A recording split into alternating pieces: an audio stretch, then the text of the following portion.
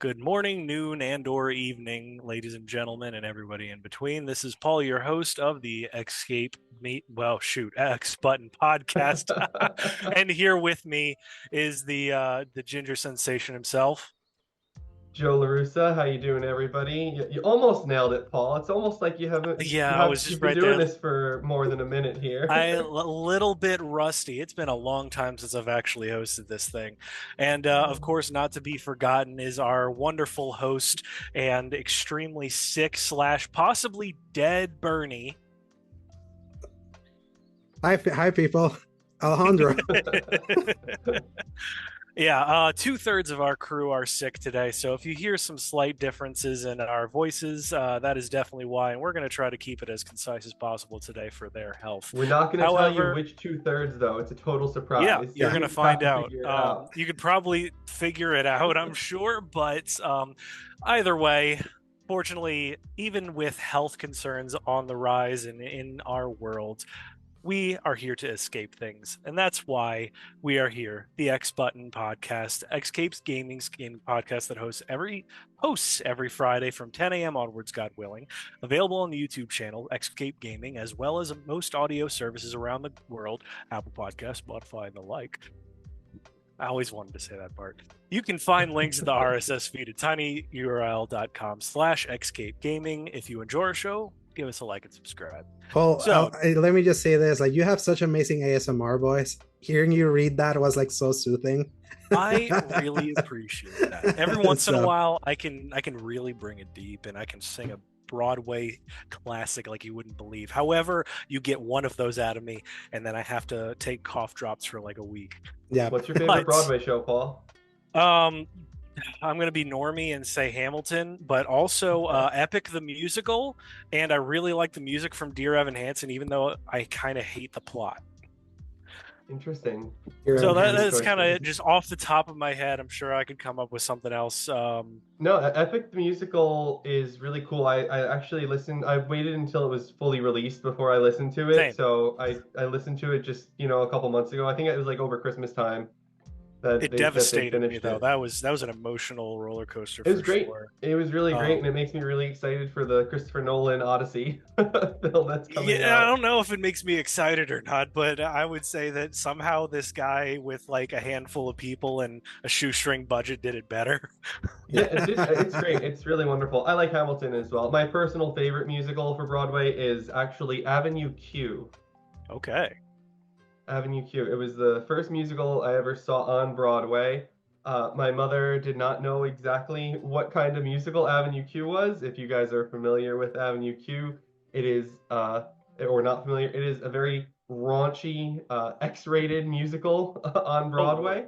And my mother took me when I was like 10, and she Oh, didn't so she realize really that. didn't know what was going You on. really didn't know because I just saw the one song that they did at the Tonys one year, and I was like, Mom, I want to see that. And she took me for her birthday to take me to see Avenue Q. It was very funny. Oh, I'm sure There's that's there's a very. song called "The Internet Is for Porn." There's a Oh, song uh-huh. called "You Can Be as Loud as You Want when You're Making Love." This is Yeah. The, well, the the opening song, man, the opening there's song, Paul, is "It Sucks to Be Me." all right. Well, you know what? I can actually get behind a vibe for that. So, in any case, I would love to turn us into a musical podcast, but Me I would too. have like 5 entries. And so I want to go ahead and jump us into what we've been playing for this. Alejandro, do you want to at least like speak the shortest on any of your stuff, or you want us to go ahead and share our portion and then you'll bring up the rear? I'll be right back in a little bit. You guys go first. Easy enough. Joe, go ahead and take it away for me. I see you got a couple of options and something different than what you normally play. Well, I something mean, different. something different from what you've been playing. Let me Yeah, I correct was gonna myself. say because I'm definitely a big player of these games, having platinums in a bunch of them. But yeah, the two things that I've been playing have been Yakuza Kiwami, as I've been mentioning for the last week. I think I talked about it a little bit, and I Yep. mentioned it on the Summon Sign episode that Alex and I did with Brad over at Last Stand Media and Recog, and Assassin's Creed Shadows. So I finished the platinum in Yakuza Kiwami. I want to talk about that, but I want Alex to be here when I talk about some of that. So I'm going to talk Shadows first because there's one All part right. I want to complain about, and I want Alex to hear me complain about it because I think he'll find it funny. So I'm really early in Assassin's Creed Shadows right now. I did the prologue, and I am basically I have freedom to roam around now. I got to the point where they're like, go to this place, do what you got to do, and like I was headed to that place, and I did a couple little things along the way. I did one of the sumie drawing things. I did Oh one of yeah. the what is it, kirikiri meditation spots. I did one of those. So that was cool. And then I just worked my way over to that entrance, and then it was late, and I had to go to bed.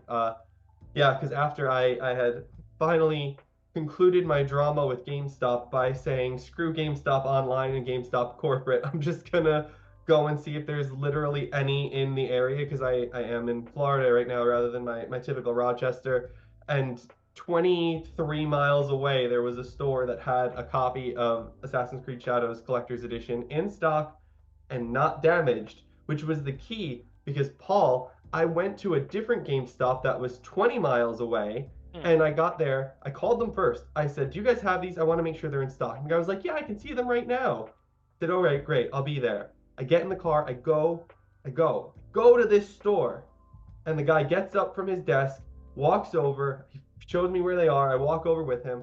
He's climbing the ladder, and I'm looking at him, and I go, "Sir, those are both ripped." They were both ripped, Paul. Both of the slip covers were torn. One was torn on the bottom left, and one was torn on the bottom, the top right, or something. I'm Whatever it trying to was. figure out, were they also like returns, or did they all just get to the GameStop ripped already? I I'm really don't not know. sure because like I got to, I think we might have talked about this, but I used to work at GameStop from like 2012 to on and off 2016, Hmm. and I would say that we never would have put something out there facing the public, at least at our store, if it had that much damage, or we would at least like have the big old sticker that's like marked down or something Yeah, for and this like this was cosmetic not a damage. horrible. This was not damage like the one that I received was damage. It was like the slip cover, and it had maybe a 3-inch tear in it. So like the slip was clearly ripped, you could see it, but you wouldn't see it from the other side of the store where the guy was when I called, I guess. So I Gotcha. got to that store and I was like, I just stood there, masked on, and I'm like, all right, I don't want it. Thank you, sir. Have a good day. And I walked out and I was just like, all right. And I said, you know what? Screw it. I'm not even going to call the other store because calling this store didn't do any good. So I'm just going to go. And the other store was that store was 30 minutes away. This other store was another 25 minutes away from there that I was. So I ended up an hour away from my house the other day to get this thing. And I walk into the store and I don't know what this guy was doing. Not the employee, this guy shopping there, the customer. But he was up at the register when I got there. And All I right. must have stood there for like 15 minutes while he was doing something with the guy at the front with the employee. I don't know. He was like trading something in and buying something and this like whatever it was took forever. And then there was one other couple in front of me and they just like bought a Roblox card for $25 and walked out the door. So I That's was like, the dichotomy of GameStop. It's either you're gonna walk in and buy a $25 Roblox card, or you're gonna spend 4 hours there. yeah, I was yeah, I was standing there. I'm just like, please hurry this up. And then finally that got done. I walked up to the guy and I was like, sir, I want that Assassin's Creed Shadows. Is it damaged? Can we look at it? And he's like, I think it's in pretty good shape. But he went and got his ladder and he climbed up and he goes, yeah, this one looks like it's really nice to me. And he showed it to me and I said, I'll take it. And it was. I mean, it's cardboard, so obviously, like you have a little bit of like a ridge in the edge of in the corner of a box. Like there's acceptable levels that you ship anything cardboard, it's gonna have a little mark on it. It wasn't torn. There wasn't any tears or scratches. It just had like the tiny little corner had that little bump in it, like it had bumped into a corner or something. Like Hmm. that tiny little mark that you just get in cardboard boxes by virtue of them being cardboard is fine. That's acceptable. That happens because that's life. What doesn't happen is tearing things or having sword slices through the way that my original one looked like. That's Like just immersion. yeah, yeah. So I finally got that. I said thank you, and because it's Pro Week, it was like $20 off or whatever. So I actually ended up getting the whole edition for $217. which is $30 cheaper than it was going to be to buy the one that I got You mean from to tell the me you're website. a pro member at GameStop? Oh yeah, I've been a pro member forever. I remember the days of hounding people so thoroughly, and you should have seen my look of confusion when I first got my first international person wanting to sign up, because our format only allows for American phone numbers, and when they gave me like 12 numbers, I just stood there like, are you allowed to have that many numbers? But man, I was a big like membership truther for so many years because of how much money you could save. And I mean, like, you're gonna get screwed over regardless. You might as well get like a little bit more money out of what you're doing. Yeah, I've been a member forever. I always sign up. There have been like occasional lapses where like a credit card expired or something and Yeah. it didn't auto renew, but I always keep my membership up. But the points value has never been anything for me because for the last like, I don't know, decade or so, I've had a negative 150,000 points and no one in GameStop knows how to fix my negative point value. Oh, yeah. Okay. So I don't really have anything that I can do. So the points don't mean anything for me. I just use it for the additional discounts and stuff. I used to buy everything from GameStop no matter what because I liked collecting those points. And then sometime, I think it was like 2018 or so, someone like I guess hacked my account and just like somehow got all my points spent and double that because I actually had like 100,000 points in GameStop. Like I had a lot of points there that I never ended up getting to do anything with because someone just hacked in and now I have negative points and nobody at GameStop, I've called them multiple times, nobody in stores has ever been able to fix it. I just don't know what to do about the Well, it points with the sounds like GameStop you thing. are just absolutely screwed. Yeah. Now, as far as the actual game itself goes for you, Yeah. how would you say it's kind of?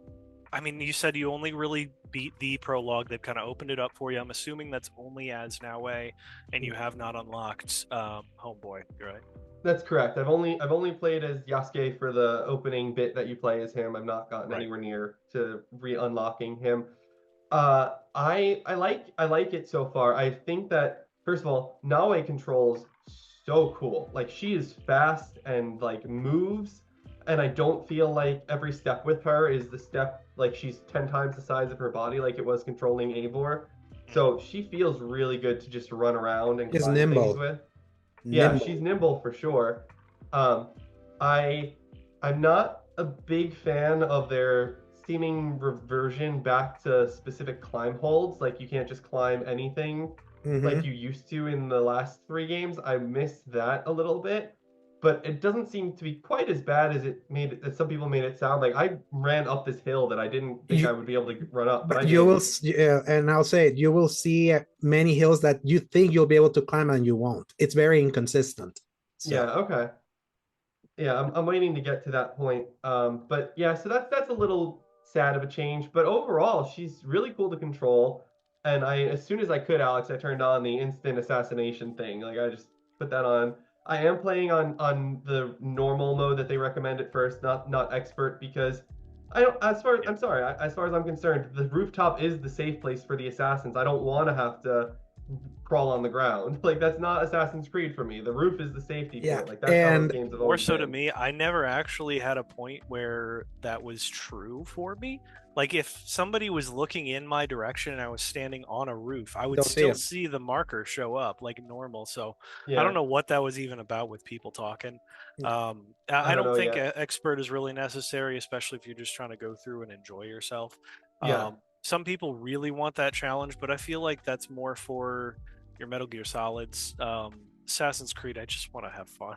yeah, and Mhm. I gotta call them out for, I tried to turn on the guided mode setting because I like guided modes. I don't want to have to figure those things out. And then they're like, you're gonna have trophies turned off if you turn on guided mode. I'm like, well, then I'm not gonna turn on guided mode.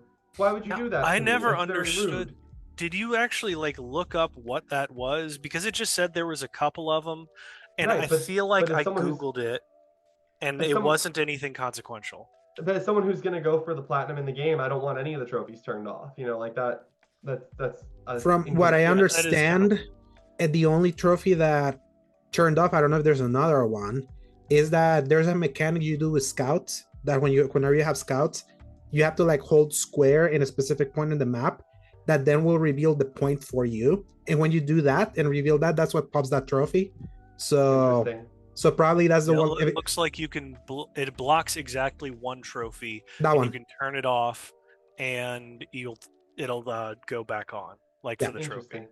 All Yeah. right. Well, maybe I'll think about it. But I mean, right now I'm so early in the game that there's no reason to worry about it just yet. I'm going to one place. I was just healed to go, and I'm exploring. Did you turn on the pisser? I did. The PSSR. Yes. It's on by default, and they actually just patched it today too. I haven't Mhm. played it since they patched it again. Yeah, there was an HDR problem that they fixed with today's patch. So Yeah, that's good. I'm glad to have that. I don't even know what the problem was offhand because I again did not put a ton of time into it, but I'm enjoying it so far. I actually really like just basic combat as Nawe. Like while I was running from the starting point to like the first destination, or I just came across a couple of like treasure chests and random like I guess like random events happening on the road where there's just like, oh, here's a fight breaking out. You can loot a treasure chest here and fight these dudes who are fighting each other. I was just like, yeah, I just ran in and like assassinated one or two of them, and then I started normal sword combat. Like I really like the sword combat with her. It's been really fun. yeah, it looks cool at first. My problem always was that going from Yasuke at the beginning that you're murking so quickly the enemies, and then switching to her in that own tutorial, you immediately felt like that downgrade. And if you started getting hit, she would like lose so much health initially that I was like, yeah, she definitely feels very, very weak. But Yeah, she I didn't grows notice. in yeah, she grows into a really strong like fighter later on. She has like a good curve, but early on it's like you will see you will feel it later in the game. Yeah, I'm sure I'll start feeling it as I fight a little bit more, but I didn't notice anything too crazy between the switch, just because you're playing as Yasuke for such a short time that it's just like, eh. Um, but yeah, so that's where I'm at right now. I mean, I'm really like I'm super early, but I'm loving it so far. It's just really nice to be back in an Assassin's Creed. Alex, I know you didn't care that much, but I had this ginormous goofy smile on my face the moment the Animus stuff started showing up No, for the I opening. enjoy that. I remember I'm part of the people that like the anime stuff. Yeah, To but me, you it's a didn't like bummer. you weren't liking the Infinity stuff though. Like you didn't really care about how you were talking about you didn't like how that was integrated. It's afterwards when you start learning that there's nothing really outside of Oh, I it. So see. it's like, oh, because it introduces you to the animus. There's gonna be one animus stop like in an early mission that teases you something, and then it never really crosses again until you start seeing the infinity thing. That is clearly the ongoing live service outside the story thing. That I was like, Uh-huh. man. So it's like there's no integration between your Yeah, story and what's happening. Is like it's so I separate gotcha. now. That's the thing where I was like, Okay. man, because I love the Well, animus stuff. yeah, because it was so cool, and then I love their Marvel-esque opening where it was just like all the different assassins popping Mhm. up on screen. It's so good. I love this series so much. So yeah, those are my thoughts on Assassin's Creed Shadows. And then the other thing I was playing was Yakuza Kiwami, He platinumed and it. I He did said that platinum he it. wanted to wait till you were on here, Alejandro, Yeah. to I share did. his thoughts on it. Yeah. So let's hear what I that want to hear is. that.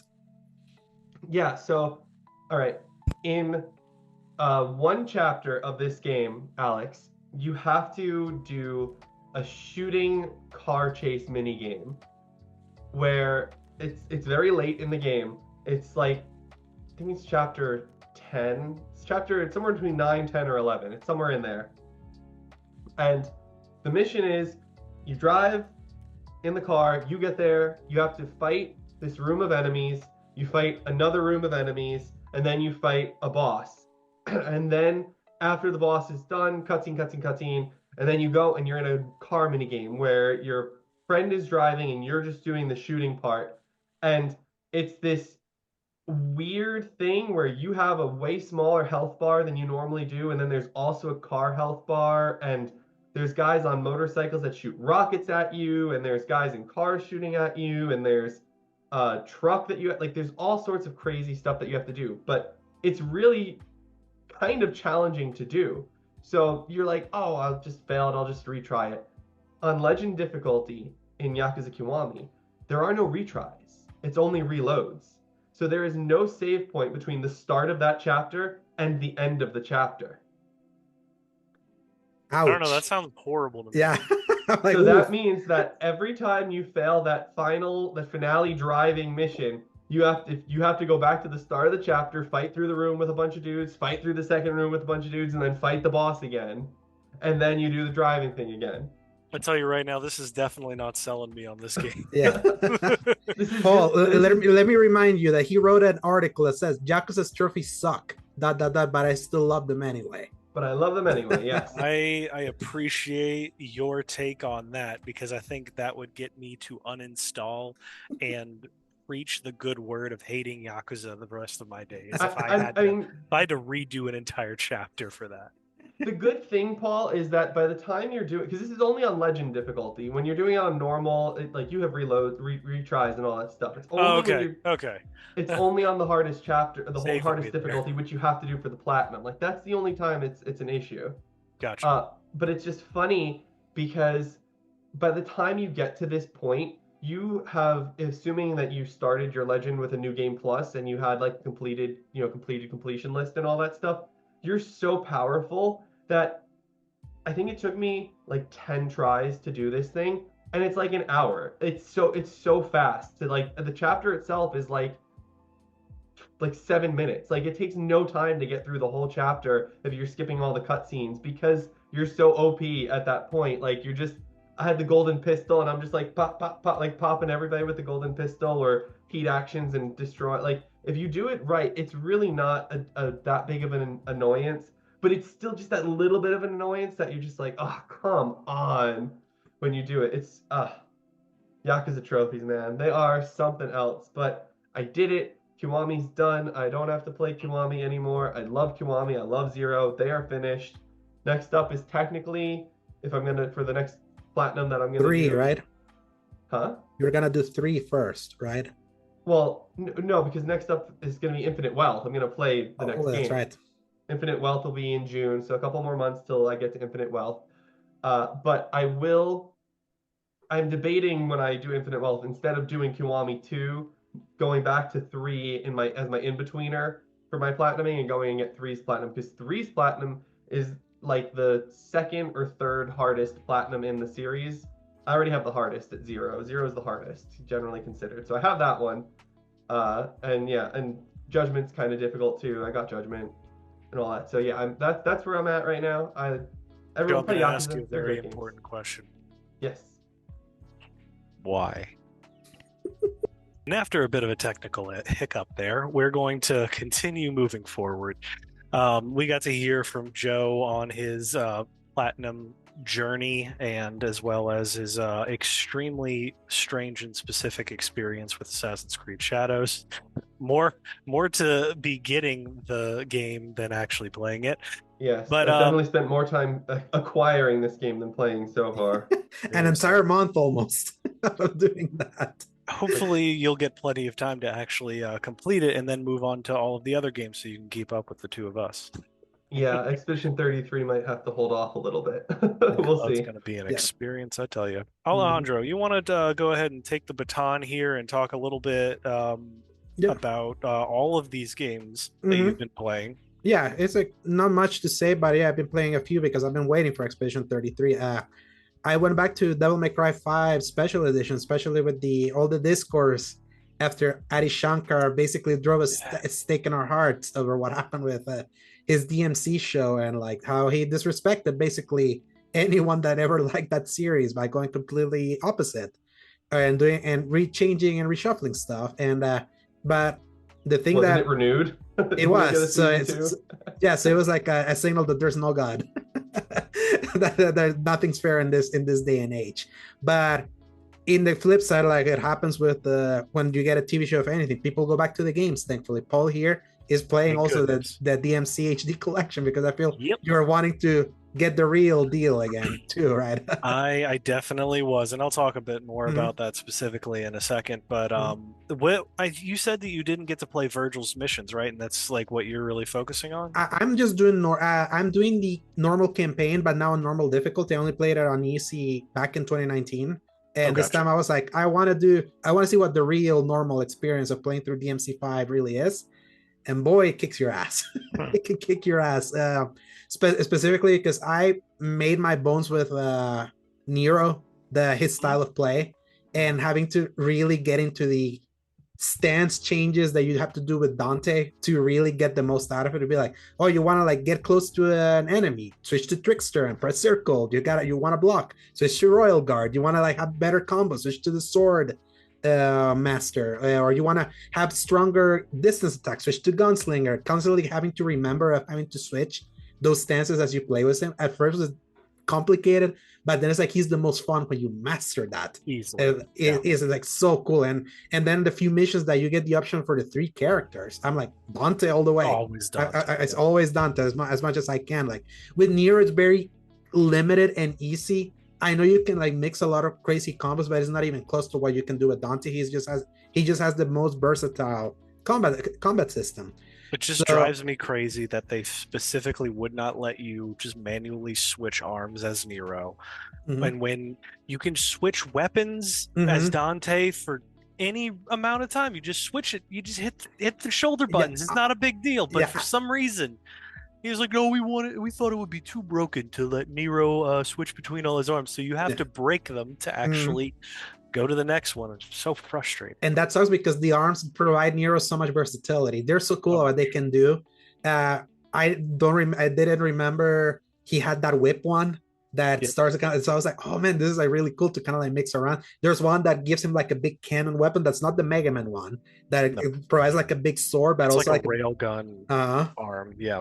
Yeah, it's like that is so cool. And it just sucks that you have to like really break an arm to use the other one, even though you have like 5 of them available to you at a certain point. And when the mechanic, like you said, it's already there with Dante with like the triggers, like the right trigger changes between all his 4 to 5 weapons, including like I forgot that he even gets the lady's bazooka. I'm kind of like in that part of that game now. And I have Oh, sorry.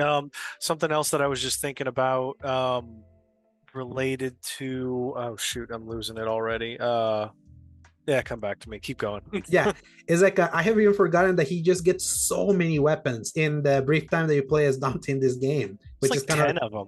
Yeah, it's crazy. Like, how did they keep giving him stuff? I had forgotten that he gets ladies' big bazooka, and that bazooka is so cool. When you get into Gunslinger, they just like a barrage of rockets. The kind of nunchaku you get from like fighting the Cerberus that has like this elemental stuff. And I'm like, man, it's like this. Turn into a staff, which is just so cool. Yeah, it's but it only works with like Swordmaster. So it's like just the level of detail is genuinely insane to me, and I wish that there was more of that game that I enjoyed, and more of that game that I enjoy running through as well. Because past like halfway point, maybe it just all looks the same to me. And but man, I do so much enjoy all of the insanity that you can do in that series. Yeah, halfway through this game is why I see why a lot of people are like DMC5 is the best one, especially right when Dante kind of comes in. But before that is like when you hear the best Devil May Cry game and you're playing as Nier and V, is like, man, V kind of sucks. I know I was watching streamer Runeby saying that because she S-ranked all the Virgil. She's known as S-ranking all the Virgil levels of special edition. Like when people are like, "Do you like 5 or do you like B?" It's like, yeah, I like B. My mentality is like, I'm playing a Street Fighter character when I'm playing as him. So it's like that was like, oh, that makes more sense because of how specific it is. How you're controlling his 3 minions to do those attacks. And it's all about like combining left square, up square, like how it happens. I was like, yeah, that's very Devil May Cry. Makes sense. That's very Street Fighter. Sorry, that's why I was like, yeah, that makes more sense. But it's like I don't like playing as you. I like playing as the other ones. And the MC5 has commits that cardinal sin that you can never get into a flow with a character because then you're ripped and put into another one, not giving the chance to get into dare I say at least 4 let you focus on one character at a time. Exactly, yeah. And I cannot believe I'm saying that. Yeah, that's what's so funny because apparently some people prefer how 5 did it instead of 4. I'm like, I prefer the way 4 did it because at least you're committing. You're not constantly on the verge of I completed a chapter. Who am I gonna play as now?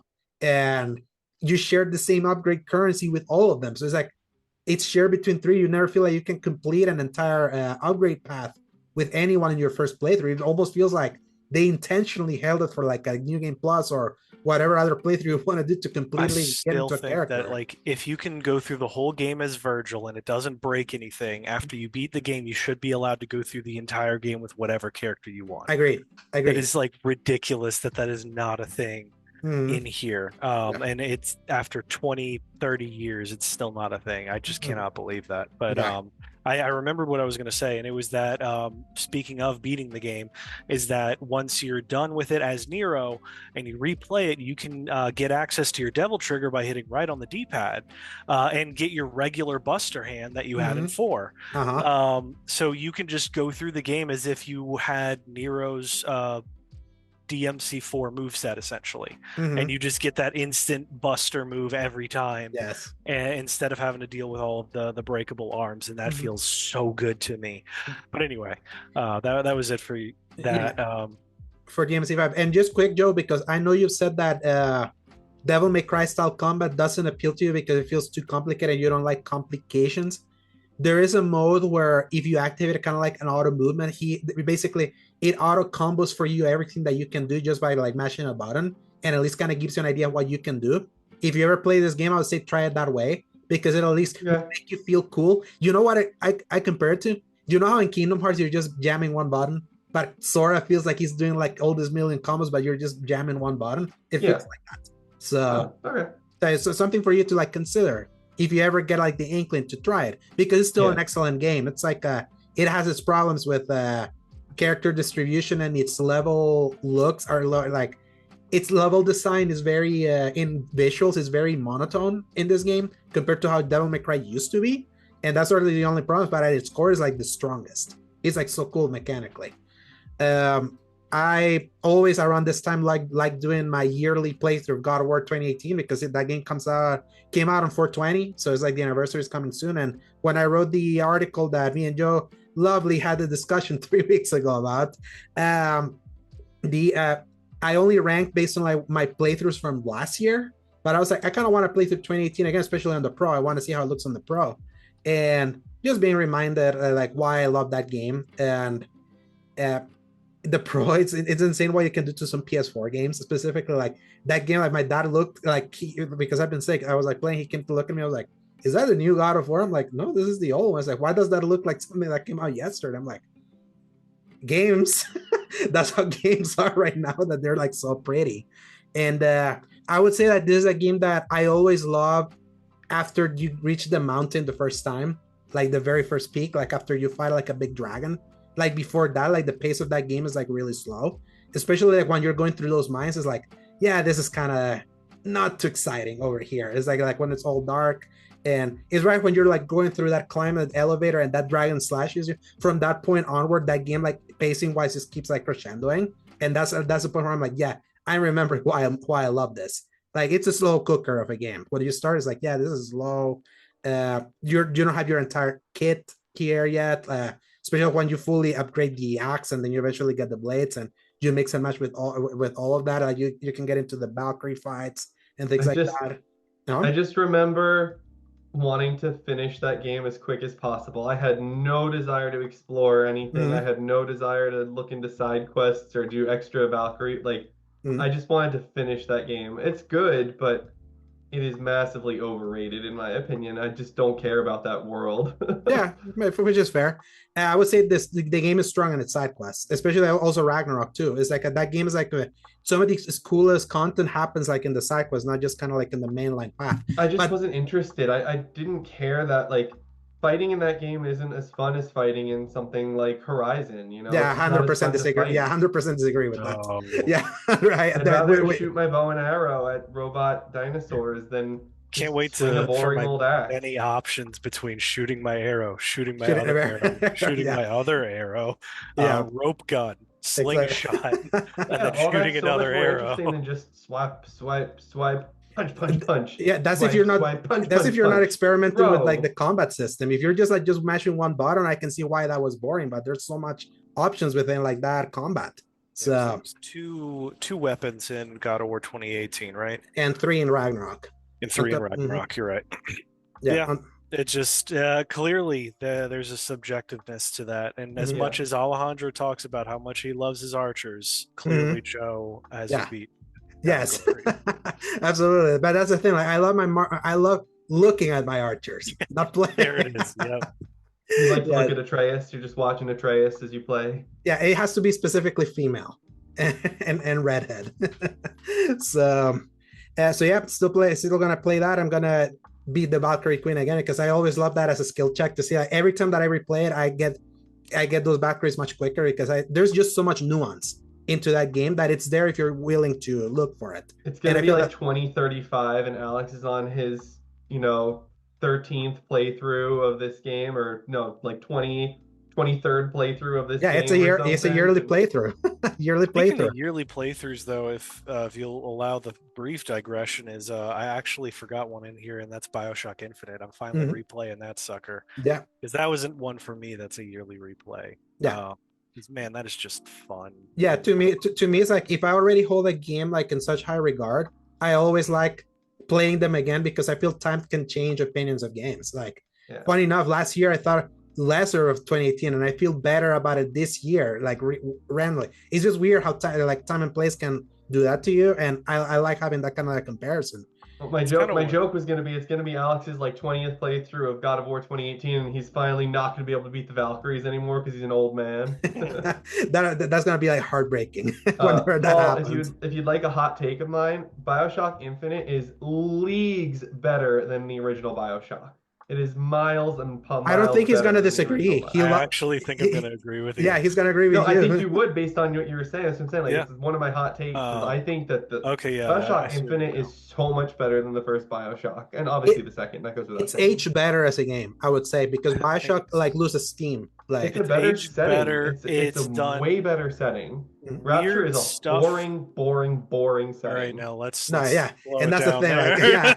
yeah, now that's kind of like the hot take because Rapture is one of the greatest environments ever. It's just now like it's depending So like boring. yeah, it's if you like the vibrancy of Colombia, I'll give you that. But Rapture is also enrapturing when you're there. It's like there's just something so cool. It's really cool to look at Rapture, but it's boring because the reason I like Columbia is because it's still alive. Like There's variety. still all sorts of stuff going on in that place, and Rapture is dead. Rapture is boring because it's dead. I can That's the respect thing. that because But that's the intent of I get Rapture. it, but it's boring to me. Yeah. I don't know if I would call it boring, but it's definitely because you prefer the specifics of the variety. There's more people to talk to. It's not all radio, because that's one thing that I struggled with, especially when I was playing through 2, is I got through most of the game and there's like barely any cutscenes, you know? Like you have the great intro, and then it's all just people talking at you and preaching at you the whole time. Yeah, 2 is not that good. I will say that, like, because especially if it wasn't done by Kendall Levine. Like 2 is like the redheaded stepchild. I would say, like, it's one that's like good. 1 is held up a lot by its build up and its payoff for the crazy twist that you like. And that's a great twist. I can't deny the twist. Right, but then like once you've gotten through that, which I would say similarly to BioShock Infinite, once you know the twist for that one, it loses a little bit of its power in that last like 20 minutes where it becomes a walking simulator. But I do not think it loses its power due to the strength of the characters up until that point. And I will have to give this to BioShock because it exemplifies what it means to have environmental storytelling, or like Neil Druckmann used to say, the history of a space. History of a space. and BioShock Infinite is home to one of my favorite lines in video games, and one of my most personally often quoted ones. Which one? Which is, "There's always a lighthouse. There's always a man." Yeah. Love that line. I love that. But again, it's like it's interesting how both, despite being from the same series, the intent of both games is so different. Like one's a masterclass in the emptiness, but like the richness of environmental storytelling, and the other one is a more traditional story. And it shows you how I'm the guy who doesn't really like environmental storytelling. I want the story in words and cutscenes. I want the story told to me. I don't want to read you're a simpleton. descriptions of From Software games. I want to just watch the story happen, and ideally make choices in the story to change things. But I think I swing like a pendulum between the two of y'all depending on the game, because sometimes I do not want to deal with all of that extra stuff. Well, ironically, you hate all of the environmental storytelling, but you love Horizon Zero Dawn. Yeah, because the Horizon storytelling is told by seeing the environment, and then they have a really cool audio log that tells you what you're doing, like that's what you're environmental looking at. storytelling. Yeah. No, because they're saying the words. That's environmental You have to storytelling, go just like find Bioshock. the audio logs to play them, just like Uh-huh. Bioshock. Uh-huh. Right, It's that's exactly fine. the same. I think what It's you like exactly this, the same but yeah, process. what you like is I think why you like it in Horizon because you prefer the setting. That's Well, it. I do, but the thing is, Paul, the environmental storytelling of Horizon is complemented by the fact that you still have the living world around you to go and talk to and explore and see, and then you have the environmental storytelling of the past. It balances the two. You don't like the forensic, Mm-hmm. Right. which is also in Horizon, just to be clear. Not in the same But way. I cede to your point in that there is more interactivity with not only the past but the present and Horizon. So I see where you're coming from with that. Same Right. thing with BioShock Infinite because there's so Exactly. many more characters. Mm-hmm. Yeah. Yeah, But I yeah, don't want to just walk around and listen to the audio log of someone talking, and then I can't recall, but I don't think that your character really comments on what you hear in the audio logs, do No, you? in one Horizon or in BioShock? in Bioshock Bioshock. 1 you don't. Yeah, But you're Yeah, right. you you're don't, and silent. That's the Mhm. whole right, thing. it's silent, exactly, and that's one of the things I love about Aloy is that she hears that and then she'll analyze and express emotion, and she really acts as a vehicle You for the know why they player did to that, be by the shocked way? and surprised. Yeah. Is because people stopped listening to them and they needed people to actually get the gist of it. So Aloy, I and guess well, it. all characters now will make like a 1 or 2 sentence comment about what it was, regardless of if you actually read it or listened to it. Which is good. I think that's beneficial Yeah. because I'll listen to it and then I'll be like, "Oh, okay, I think this is what's happening." And then she'll be like, "Oh, yeah, that poor couple. They died right here, holding hands." And I'll be like, "Okay, yeah, Yeah, that's." it's very hand-holdy storytelling, and But that's I mean good. I it think works for stories are them. supposed to be handheld. I don't want to be figuring out stories. I want to be told a story. Yeah, because you're an idiot. I'm just kidding. That's why. So you're just a dummy that loves you have a As headache. far as let's go ahead and move forward Yes. with this then, because Alejandro, you've got at least 2 more games, and I still have like 5 that I need to talk about. Yeah. So what else have you actually gotten to play? Yeah, Last of Us Part 2 Remaster, I'm replaying because of the show. But I'm kind of like doing it where I'm trying to play the similar sequences in the show that happens in a specific episode and play it in the game and try to compare the two. This is going to be slightly more complicated than I was expecting. I was kind of telling Joe before we started recording that the interesting thing about season 2 of The Last of Us is that it seems that the intent of how they're gonna like portray the story is much different than it's gonna be like in the game. The game is all about kind of like the shock value of its out of order sequencing that happens in that story. How the big event that happens at the beginning like happens from a vague way for you to like get riled up until later on in that story you kind of get like that reversal and showing you who this person actually was to be like, oh, this is kind of like what happened.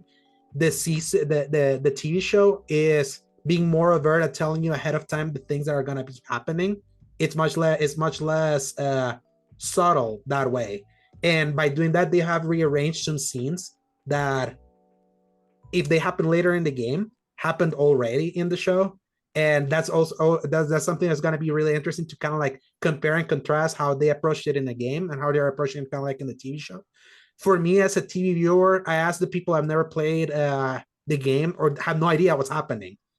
They're like intrigued about what's gonna happen like in the season. To me, that I play the game, I lament that they've already stated some things because I'm like, oh man, it's like so it's not gonna be a shock value thing. It's like a ticking time bomb now because you're already giving us the motivations of characters ahead of time that were not like obvious when you were playing the game because it was just kind of like things happening to you. It's like, wait, why did this happen? It's like Entirely from your statement about this and not stating it for anybody who doesn't want spoilers. I think that might actually work better because so many people are going to say, well, surely there's going to be a twist to this that won't mean this thing is going to happen that anybody who's played The Last of Us 2 would know. But I feel like them playing it straight is going to beat people in the face with a golf club. Yeah. So I'm just curious, like the intent is clearly different for people that love the game. Obviously, we have our fellow other co-host that's not here with us that he adores Last of Us Part 2, and that premiere did not work for him. Unfortunately, I got sick. We were gonna record the spoiler cast that we promised we were going to record last week, but because of my sickness, we couldn't. But I kind of want to analyze this. My point with analyzing the show with him was going to be like we're going to analyze the game parts of what plays out in the season. That's why I'm playing the game, and then he was gonna give his thoughts as a big fan of the game, and me as someone that loves the game, but I'm trying to see it from the TV perspective, and if it works as a TV show instead of just like as an adaptation that you know the story already. And so you're far, go back and still do the first episode, or are you just gonna do it late? No, I watched the first episode. No, I mean, are you guys gonna record something late? I think depending on how I feel, I think we might do just the 2 episodes at once. We're gonna like, I don't know, because like we kind of missed the boat on that. We might do those 2 episodes and then just kind of go from there. So it just sucky timing because I was so ready to talk about it and then I got ill. I'm feeling much better. That we can, but it's Thank Rick's you, fault I see. because he had to watch it a day late. So there you go. It's all Rick's fault. Exactly. He's not watching it at the day off. I'm watching it the day off because I also don't want to be spoiled, even though I know what it is. But I just like watching the day off, kind of like I did the Daredevil season finale, which was excellent. I shared a gift to Paul that traumatized him. Also, it spoiled me because I didn't know that character was in Born Again and that he died. That's weird that you didn't know. Hey, careful! Yeah. I haven't seen it yet. Yeah. Hey, he just said a character. Yeah. Well. Somebody dies in Daredevil. So man, watch out. Yeah. Yeah, I just love watching it like on the day off if I can, just because I'm too online and easy to get spoiled. And finally, I started playing Indiana Jones and the Great Circle on PS5. We bought it today. I thought it came out tomorrow. I bought the special edition. Son of a gun, Alejandro. Yeah.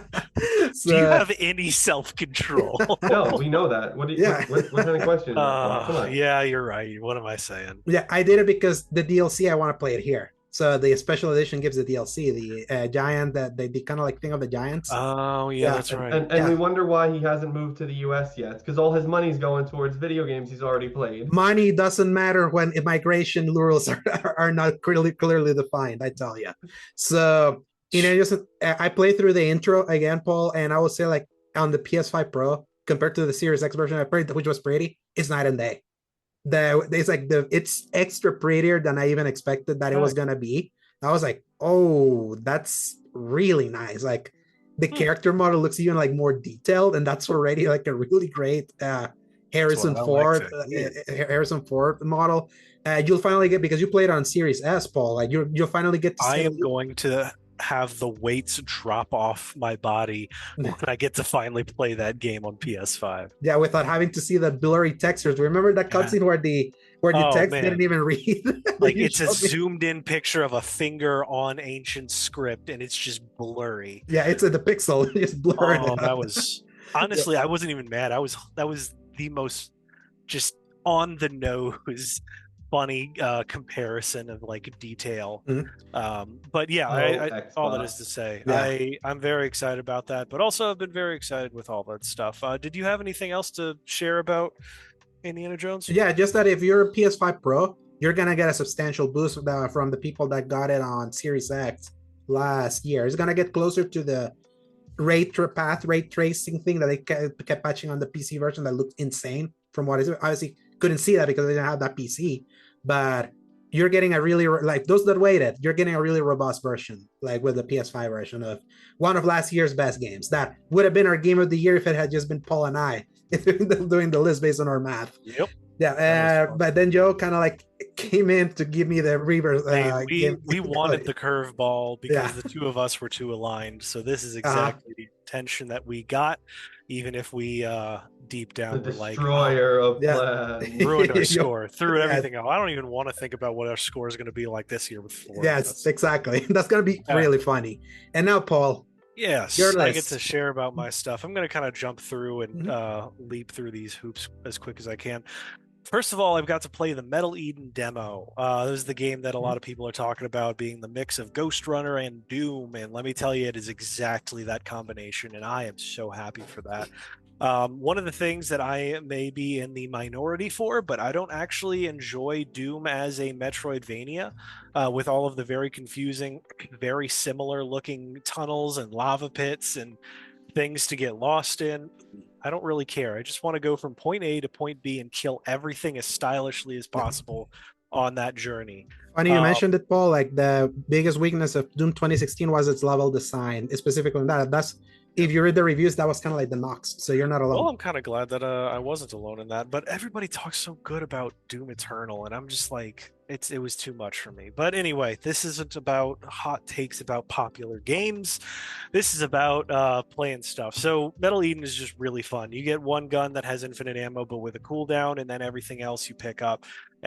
You are slowly upgrading everything, but it is once again point A to point B with maybe 2 or 3 paths to like go in one direction or whatever.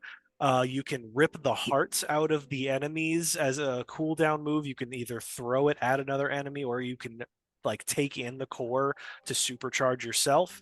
And then when you are introduced with enemies that have special armor, they can only be destroyed by certain actions. So it builds this fantastic gameplay loop as you're going through stuff. You're collecting ammo, you're using your infinite ammo gun whenever you run out, but you are just gliding through at a breakneck pace.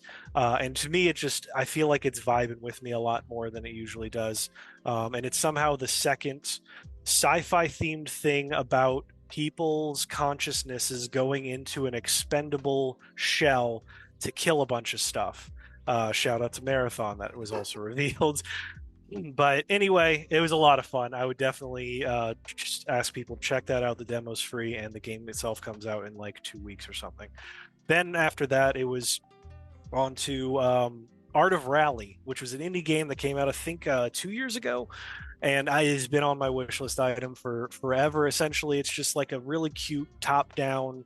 The people that designed it were like super into racing games. They did Drift.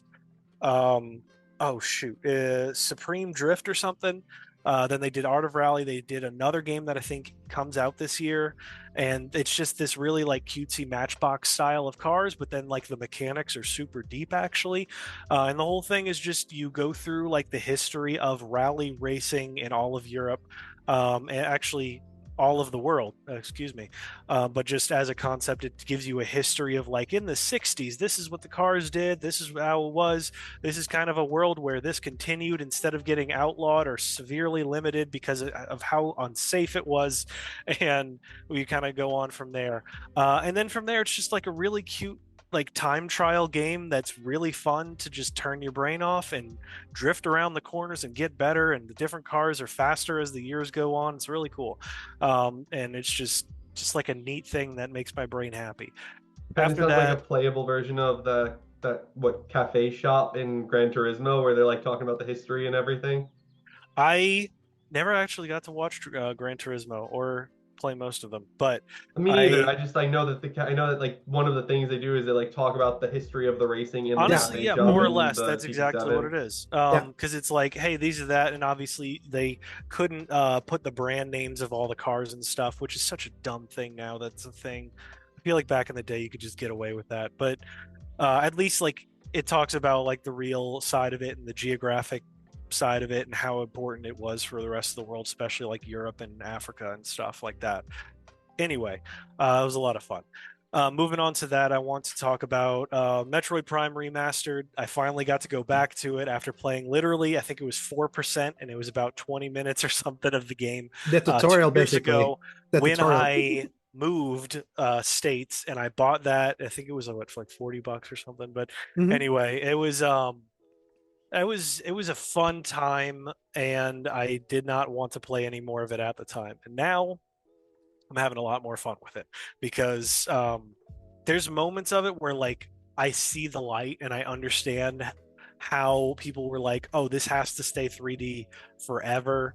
But now having played Metroid Dread and now playing this, it is crazy how I can feel like both can simultaneously exist. Mhm. I was shocked to find that out because for a while I was like, no, Metroid needs to be 3D and be like a Halo clone. And then it was definitely like, no, this needs to be like a diorama 2D situation because it's perfect the way it is. It's like a Zelda game in first And now person. it's like a Zelda game where you could have all sorts of various things, and there's so much going on with that.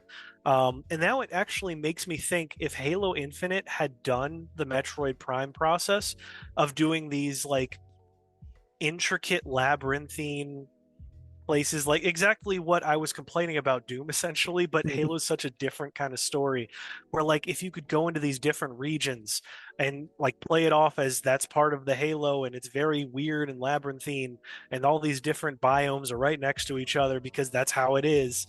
What a great world building cheat that they use where they're like, we're just gonna have this the desert is right next to the snow because that's how the Halo is. But it works. And it just makes me kind of sad about what is going on with Halo right now, but it also really happy with realizing that Metroid Prime 4 is real and it's coming, you know. And I can't wait to play the rest of the series whenever I finally get through to that. That being said, I hate not playing this game without a guide because just the lack of fast travel, and then when you realize you've gotten this thing that you need, but what you need to use it on is all the way across like 3 regions, and you have to dive your way through all of the hazards all over again. I'm so glad I put it on casual difficulty because I would be so tilted trying to get my way through one place to the other. But I do also like that if you put in the work, you just become super broken, where just things can't really touch you. That part is kind of nice. And then I got to finally play the Devil May Cry HD collection, as we mentioned earlier. I'm replaying through 3. I love that game so much. I remember seeing posters of it in like the game case, and I was like, that is the coolest thing I've ever seen. I wonder what that's about. And then, of course, I played 4 and worked my way numerically backwards, which is a very interesting choice, I tell you that. But I enjoyed 3 so much that I ended up finally booting up 1. And I hope that you one day get to try it yourself, Alejandro, because I want to hear your thoughts. Because I've started one. I've started one. I've started as well. I've never finished it because man, it is this is like into my own hot takes. Is I do want a remake of DMC1, and I do want them to change a lot. There is rumors that they are remaking. That's what I've been hearing. I really hope it's true, man, because I feel like a real return to like a competent Dante that is a balance between the cool, the funny, and the serious. It's like we got that in 1, and then they split him off into 4 different characters that each starred in the next games after that point. But it's really interesting to see people now doing like combo videos in 1 because I was terrible at that game and it was very confusing. Found out just today, along with a lot of other people, that you can switch weapons without going into the menu by clicking in the right stick. Oh, really? People that have been playing that game all of their lives did not know you could do that. I was not one of them, but I also didn't play it as nearly as much as some of those people. So all that is to say, enjoying the heck out of my white-haired pretty boy, and I really hope that we get more games and that Adi Shankar just has like a bit of a shift in priorities and decides to hand it off to somebody much better for the second season, maybe. Good Lord. And then somebody was making a joke post about, Adi Shankar's Metal Gear Solid series, and he actually responded. He's like, I'm definitely going to do that. Yeah. And they were like, oh no, what have we done? Yeah, he was like, I'm a super villain. Show me like the series you would hate the most and I'll do it. So he's gonna start doing these out of spite. Yeah. And he would absolutely do it out of spite and just I want to respect the guy because I did appreciate actually seeing my favorite shows on turned into a show. Favorite IP turned into a show. There we go. And I did like what they did with Dante, and I hate most of the rest of it, unfortunately. So all that is to say, yeah, that's all I played. And then I played like the first like 30 minutes of Final Fantasy VII Rebirth again after rewatching the Maximilian Dude video and then going, man, that game was actually pretty good. And now I'm really glad that I gave it its flowers at the very end of last year in my ranking for it. Because those characters are fantastic and that world is fantastic. I can't believe that they struck gold so well with it. And this time you follow you're following your save that finally gives you Ramu and Leviathan. I'm finally playing on my main account that gives me the special summons, yes. Because I think before that I had like I keep wanting to call it the pot of greed, but it's like that the pot thing with the gin or the whatever in the it. magic pot. Mhm. Yeah, that one, and then like the chocobo, and I was like, "Ooh, real consolation prize over here." But now I get some actual stuff, so I'm looking forward to that and maybe playing through it in a slower pace. And yeah, that's everything that I've been playing. As far as this point on, we're gonna go into I think some headlines. Yeah. Now, Joe, I think you were the one putting some of these in. Do you have like a priority of just top It wasn't me down? who put them in. I I wrote Oh, them. okay. I can try to read them real quick. Okay, it Yeah. did not show Alejandro's Mhm. name at first, so I was like, yeah, Okay. I'm in here, but he did it before I jumped in. So okay, cool. Yeah. I So added one thing in there, but that's it. yeah, which I it's good to know based on when we're recording. So obviously the first headline: Nintendo Switch 2 pre-orders reportedly opening soon in the United States. It's claimed that several US retailers internally list April 21st and April 30th as the day pre-orders will open for the system depending on the retailer.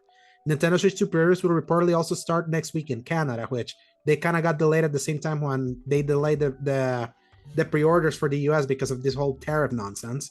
So if you're still interested in getting a Switch, keep an eye out on those dates because it seems like this, like based on the people that were able to get pre-orders outside of the US, that thing's gonna sell out like really quick. Like there's hype for it. So, and also kind of like on that same Nintendo news, we're recording the day before the 15-minute long Mario Kart World Direct that they teased at the showcase. So I would say this episode is gonna go live after whatever they show. So hopefully what they show, it's more to your like. I know that game's gonna be excellent for Mario Kart. So, and what's funny is that people are saying that this showcase is supposedly gonna justify the $80 price tag. I want to see it first to believe like how they do that. That's gonna be very Doug fun. Bowser out here Yeah. just spouting whatever the hell he wants to say. I don't believe a word that's come out of his mouth where he's like, "Oh, this is an immersive thing. It feels like you're really in the Mushroom Kingdom." And I was like, "Buddy, Yeah. please be serious. Come on. What are we doing here? Seriously?" Oh my gosh. I could not be less interested in what he has to say. Yeah, he's a former EA guy, so everything's just kind of going swimmingly. Marathon got its big reveal last Saturday, and shocking everyone, they also gave it a release date, September 23rd, 2025, which is also when Borderlands 4 comes out. Any quick thoughts of Joe? You saw the reveal, right? And Paul, you saw the trailers, right? Yeah, I watched most of it. Eventually, I had to step away, but yeah, I saw the majority of it. Yeah. It looks like a pew pew shooter. Like I mean, I think graphic realism is a stupid name for an art style. I think that's a dumb name for it, but it looks okay.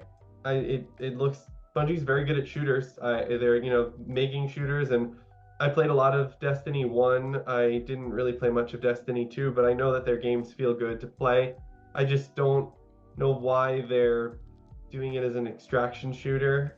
I just don't understand that approach. I mean, maybe they'll figure out a way to make it super fun and unique and successful, but I need to hear what other people say about it because it doesn't really pique my interest. Yeah, no, and it makes sense why you think that, but that's also the funny thing that who was the first one to break into like an MMO first person shooter? Bungie. They have been known as being kind of like the trendsetters of trying to get people into a genre or like a style of game that they wouldn't necessarily like be into. So the extraction shooter barely exists on console. Obviously on PC, Tarkov is like the big name. And I know there's Hunt Showdown that it has like a console version, but it's like when you look at extraction shooters, like what's available on console is like there's almost nothing.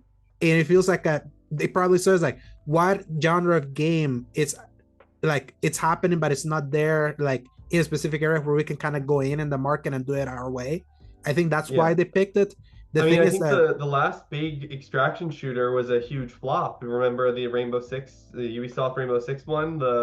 That wasn't actually an extraction shooter, even though it was called Rainbow Six Extraction. Yeah. That was just a third person Co-op. What would you That was, call that? that was It just a was like a co-op game. co-op, It was a like a co-op Left 4 Dead extraction, though. It shooter. wasn't a PvP extraction shooter, but No, you were it extracting wasn't things. actually like extracting was a thing, but that's like calling Assassin's Creed Unity an extraction because you had to get out after you assassinated somebody. Hmm. It was part of it, but that wasn't really an extraction shooter as the genre is. Hmm. But I did want to mention how like even Bungie pioneered a lot of what we consider to be any first-person shooter at all Hmm. with Marathon 1 back in like a The year 90s. after Doom 1 came out. So like Doom obviously had the first crack at it, but a lot of the concepts that we know and love, or at least know and are aware of, are in Marathon 1.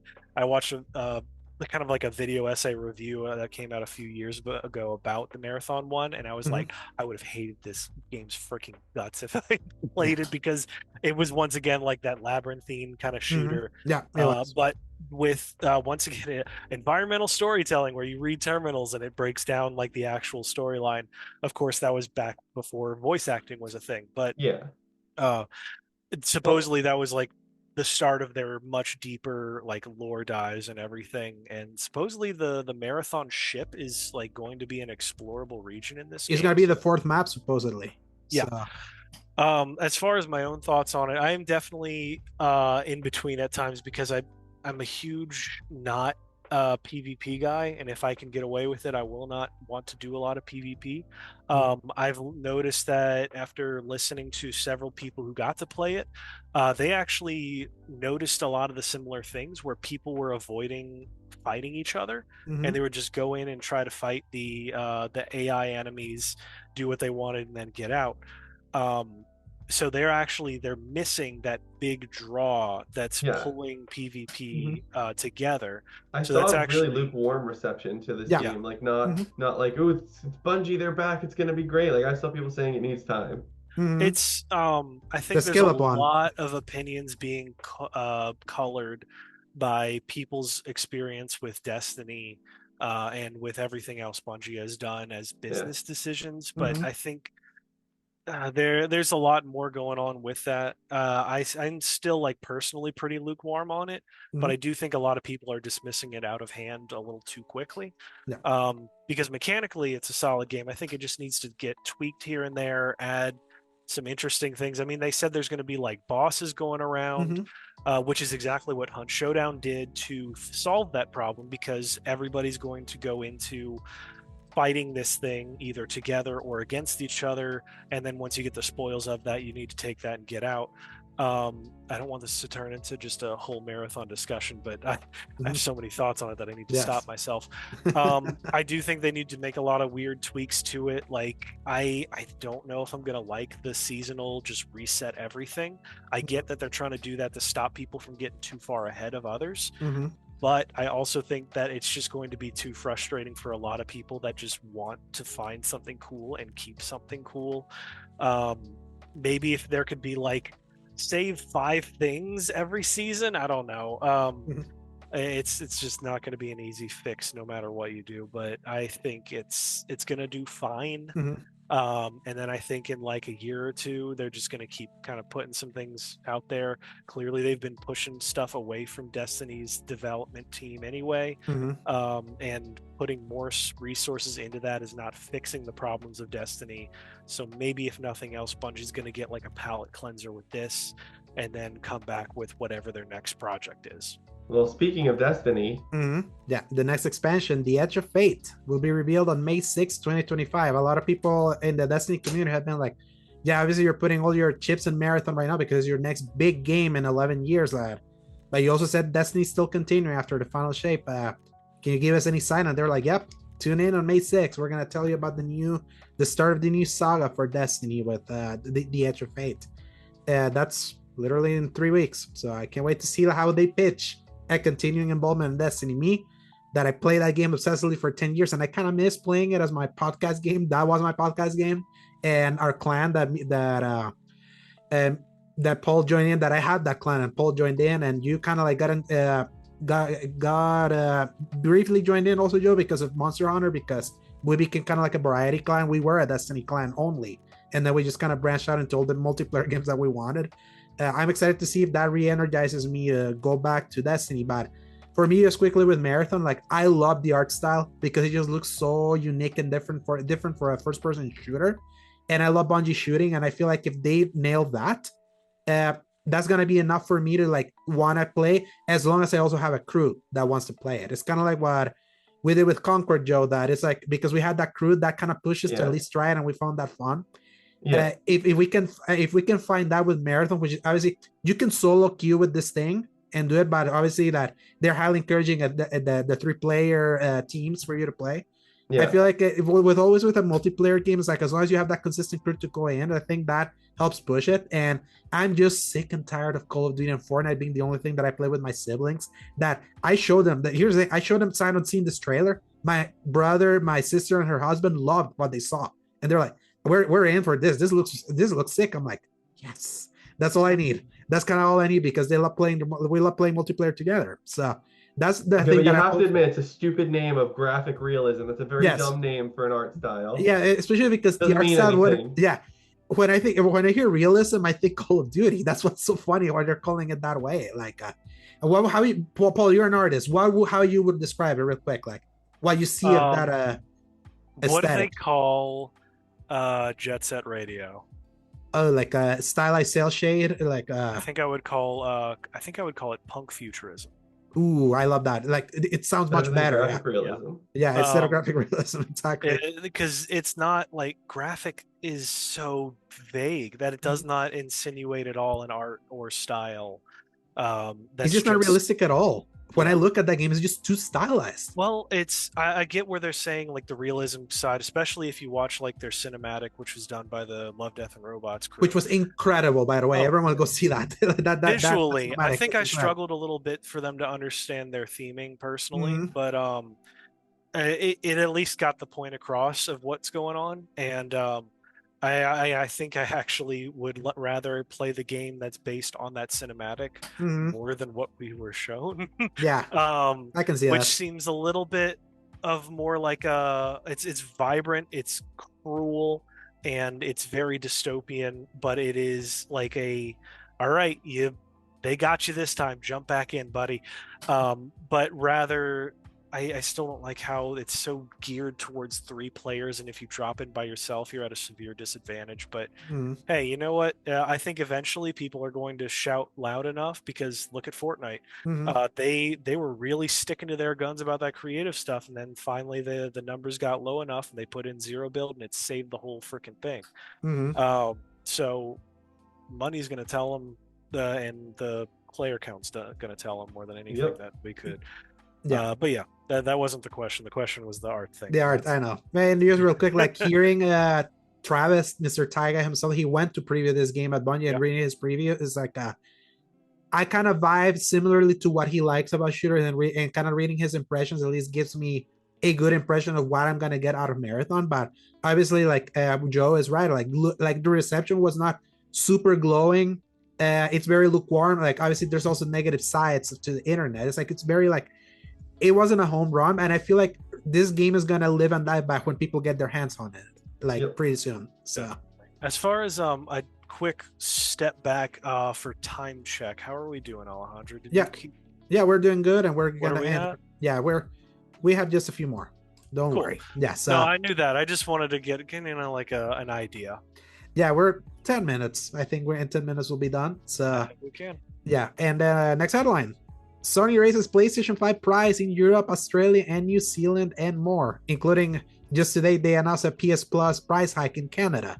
So obviously, and last week, I think it was last week that I mentioned that Latin America got like hit with the price hike too. Like, so it was like they're all blaming the kind of like the inflation and like the global economy and all of that.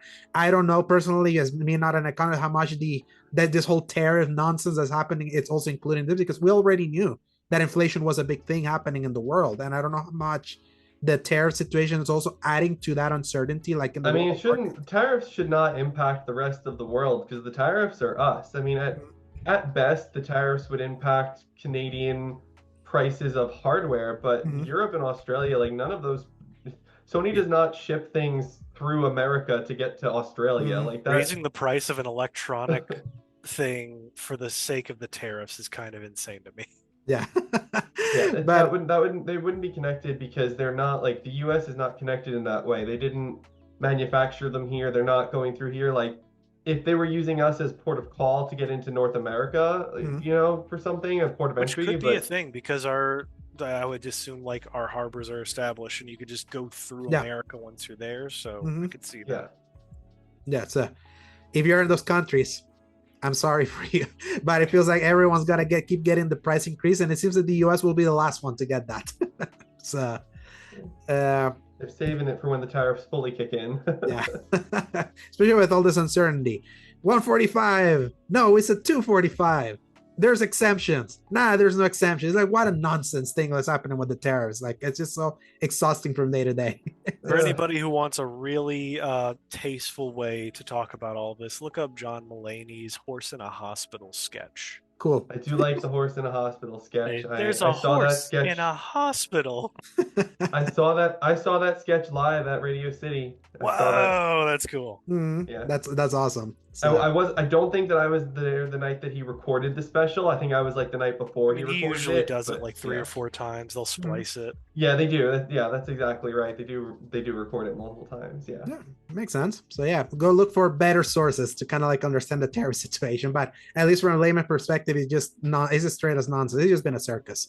So next headline for you, Paul. Star Wars Zero Company, a turn-based tactics game, announced more info on Star Wars Celebration alongside the second DLC pack for Star Wars Outlaws. So they killed apparently an FPS Mandalorian game, but they let the turn-based tactics game live at Respawn. So we'll find out soon in Celebration. I think it's later this week, if I'm not mistaken. You can double check. You can double check me on that if you want to. But yeah, we'll see. We'll get it. Hopefully, a new Star Wars game this year. I'm really Paul. excited for that because it's set in the Clone Wars, and it specifically states that you can recruit people. So that means that I think you're going to be able to get like clones, not just like the crew that's on the poster that's shown, but like you can really make your own team, and that's what has me so excited.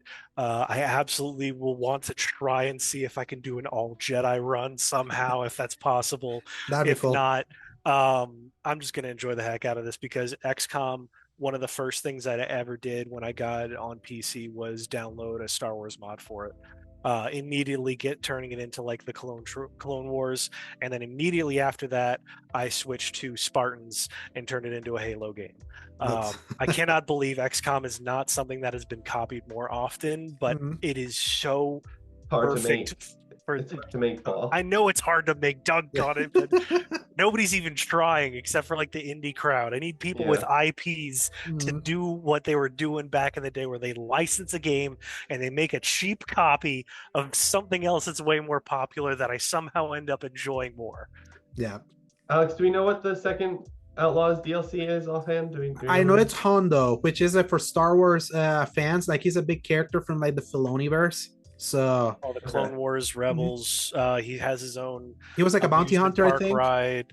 He was a pirate. Yeah. So he he showed up in Clone Wars first. Excuse me. But yeah, he's a big fan favorite. I have not played the DLC for Outlaws, so I just wait. Usually for Ubisoft, I play the game and then I wait for all the DLC to come out, and then I do all the DLC. That's why it took me like 2 years after Valhalla. I finished Valhalla and platinumed Valhalla to go back and do the DLC for Valhalla. Needing DLC. Yes, there were games basically. Because Paul, it's not just the two expansions plus the Ragnarok one. Oh yeah. It's also the challenge dungeons they did 2 of, and then it's the river raids. There were 6 DLC pieces. It took me like 3 months. Yeah. In 2022. Which is what I'm really hoping that they end up doing for Shadows. Just like make more. Make more, give me more, please. Yeah, the Infinity, like the hub of saying that the next Assassin's Creed is gonna live next to this one shows me that they're gonna expand both. Now, Alex, I have all the others installed on my PS5. Can I just load them up by clicking Shadows? Yeah, in Shadows, like for example, you have them installed. You select, let's say Valhalla, it says play, then it switches immediately to the app. Now, yeah, I was gonna say because Would that work if you have disc versions of it or not? Because usually you need Yeah, to. if you don't have the like, I have the digitally, so it just loaded them like easily. I have them digitally as well. Okay, then you should be fine if you have them installed digitally. Yeah, If you don't have them At that installed, point, though, wouldn't you just go play the game? yeah, exactly. yeah, and Uh, if I you actually I waited until the Assassin's Creed Legendary collection went on sale. It was like a $200 pack, and it's uh-huh. just all the games. I Yeah, just it was like bought all the 60. Yeah, games they bought digitally. the sale was like for $50. Yeah, That's I bought all of the because I owned them all I owned all of them physically, and then I just went and bought them all for the one collection price for $50, and I have all of them digitally now. And because I already owned all the DLC and stuff, which is already digital, I just had everything. Yeah, as long as it's installed, you can launch them through Shadows. Yeah, And if you don't have them installed, it will do the live stream, the cool. streaming, the streaming thing from like PS Plus and If you have PlayStation. I guess you have to have a digital license for it then. Yeah, you don't need a license. Like for example, if you don't own them at all, but you're like subscribed to like a PS Plus, you can like Yeah. stream them through PS Oh, okay. Plus. That's cool. But Yeah. you have a license then. So. Mm-hmm. Yeah. And final headline for you, Joe. Screenshots of the rumored The Elder Scrolls 4 Oblivion Remaster app leaked. Supposedly comes out April 21st, 2025. I want to get ahead of this Show me because the we have like game. 5 minutes. Yes. If that. So we can't talk a lot about this. I just need to say, show the game already. I need to know what you changed. The game, it looked gorgeous. The leaked screenshots, they looked beautiful. It looks very, very pretty. What did you change? What did you fix? Did you read like that? That is a different like dryad thing that's shown there. That is very clearly a new model. They didn't just up-res things. They made new models, new assets for things. Did you redesign any of the dungeons, or is it all just still the same, one image all around the whole, like, what is different in this game? Why is it called remastered now? Everyone kept saying it was a remake, and now it's being called a remastered. How much is just tell me. Yeah. Just tell me. I just want to know. I'm already gonna buy it. I don't need to be sold on it. I just need to know the information so that I can be excited for it or disappointed by it. And you're gonna get my money either way. So just tell us. Yeah, I agree with you, Joe, That's because all that's all I have to say on it, because they haven't told us anything, Paul. yeah, I would agree with that. It's like, it's just shit or get off the pot at this point. Like, we know it exists. Just give us that. Like, stop being so cutesy about like how you're trying to reveal it, or apparently just keep shadowing dropping. Like, people figure out the date because they went through the DMs of the Xbox support, and support was like, oh yes, like, it's gonna be available on April 21st. It's like, just reveal it at this point if they already have that information. It's so annoying. So with that ends the headlines for this week's episode of the Xbox, and I'll do it this time with the Hey, let's read. Is your voice going to survive? I think I so. got it. If this is my job, I got it. This is my job. Sure. Okay. Nobody's stealing my job from me. I do want to say one thing on the Oblivion thing, though, in that, are they going to announce it Friday and release it Monday? Or are they going to announce it Sunday and release it Monday? Or are they just going to announce it on Monday and release it Monday if it's the 21st? Because that's Monday. Yeah, like, I think when are they going to, like, what? If it's a shadow drop, it has to be in the same moment. That's the point of a shadow drop. So. All right. New releases April 20th through April 26th of 2025. We have Creepy Redneck Dinosaur Mansion 3 coming to PC on April 22nd. We have Post Trauma coming to PlayStation 5, Xbox Series X and S, and PC on April 22nd. We have Steel Seed coming to PlayStation 5, Xbox Series X and S, and PC on April 22nd. We have Once Human coming to iOS and Android on April 23rd. We have Once Upon a Puppet coming to PlayStation 5, Xbox Series X and S, Switch, and PC on April 23rd. We have Sunderfolk coming to PlayStation 5, Xbox Series X and S, Switch, and PC on April 23rd. We have Clair Obscur Expedition 33 coming to Xbox Series X and S, PlayStation 5, and PC on April 24th. We have Fatal Fury City of the Wolves coming to PlayStation 5, Xbox Series X and S, and PlayStation 4 and PC on April 24th. We have Tempest Rising coming to PC on April 24th. We have The 100 Line Last Defense Academy coming to Switch and PC on April 24th. We have Days Gone Remastered coming to PlayStation 5 on April 25th. And we have La Quimera coming to PC on April 25th. How'd I do with that Spanish pronunciation? I was going to say you nailed it. That's how it's called, La Quimera. So, thank you. All right. Basically, that's Clair Obscur Expedition 33 for me. That's going to be on Game Pass. Me too. And Days Gone But wait, Remastered. are any of us playing it on Game Pass, or did we all just buy a copy like normal people? I'm still We're waiting. currently doing Game Pass, but we'll see. Yeah, so it's because who knows what could happen day off. I'll just say that based on what I was told. But Days Gone Remastered is just $10. I'll get it. I don't know if I'll play it immediately. I might mess around with the horde mode of that game because apparently it's like 800 zombies now. So I'm like, oh, that sounds insane. I want to see that. I wish like Chimera was on console. That sounds so cool. It's from the Metro people, but it's Expedition 33. It's like it's been my most anticipated game. Yep. It's happening soon. So. And Oblivion, if it comes out. Yeah, man, having all of that at once, man, what a. And only just starting Shadows now. Yeah. You're basically full at this point, Joe. Like you're served. You're well served, especially if you want to platinum the Shadows. And I still have KCD2 to finish when I'm back home in Rochester. Yeah. Dry year. But anyway, that's it. That is it, everybody. And now I'm going to take back over as the host briefly as we are closing out. Joe, where can people find you?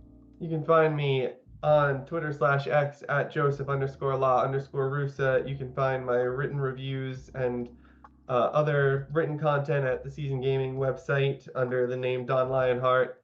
And that's pretty much it. I am I'm trying to see about reviewing Mind's Eye when it comes out in a couple months here. I put in a request internally to get the review for that one.